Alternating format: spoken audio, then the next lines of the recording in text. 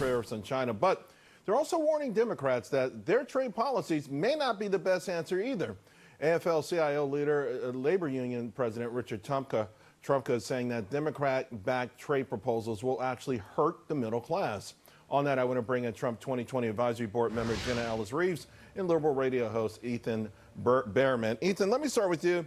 Listen, I know that Democrats feel like they've got the unions in their back pocket and that, Trump could probably doing this more for public consumption than anything else.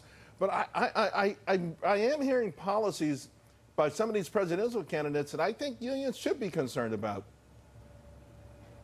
Well, it's interesting. You bring up a good point. There should be no group ever taken for granted, by the way. I don't care which political party we're talking about. But yes, the Democrats do need to be aware of what labor is doing and what they're worried about, which is American jobs, union jobs. President Trump did steal some of that vote in 2016. The Democrats will get it back. Elizabeth Warren, of course, is very similar to President Trump when it comes to international trade. But each candidate has a nuance on this. And I think that labor is going to be fairly safe when you have candidates like Beto went out with the SEIU yesterday in Las Vegas to go do the hands-on dirty work to show an understanding of what they are going through on a daily basis. I think the Democrats will pull it through, and the unions will be voting Democrat in 2020. Well, one thing you've got, Jenna, is the USMCA, which unions love. For the most part, it puts some serious considerations into a certain percentage of work going to American union workers at higher wages. Farmers love it. So you do have to wonder, they're playing politics with a lot of things, not just so that they won't give President Trump victories, but they also are playing with fire, I think.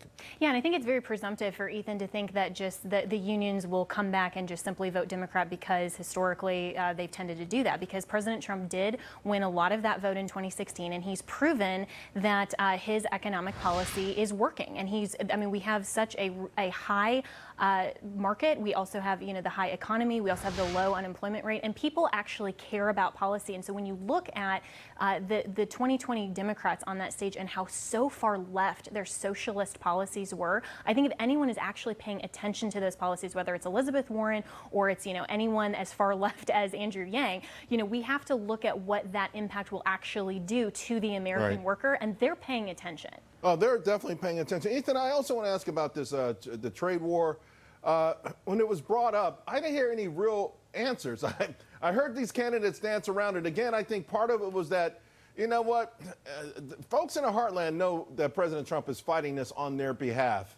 And it's a real delicate thing. Where is the Democratic Party on this? Chuck Schumer loves it. Where are these presidential candidates on it? Because they're trying to have it both ways. Well, and again, it just depends on which candidate you're talking about. I think there are a fair number of candidates who do support tariffs with China to try and resolve the 20, 30 plus year problem of them stealing our technology, of unfair trade, stealing union jobs without environmental protections. I think that those are fair conversations to be had.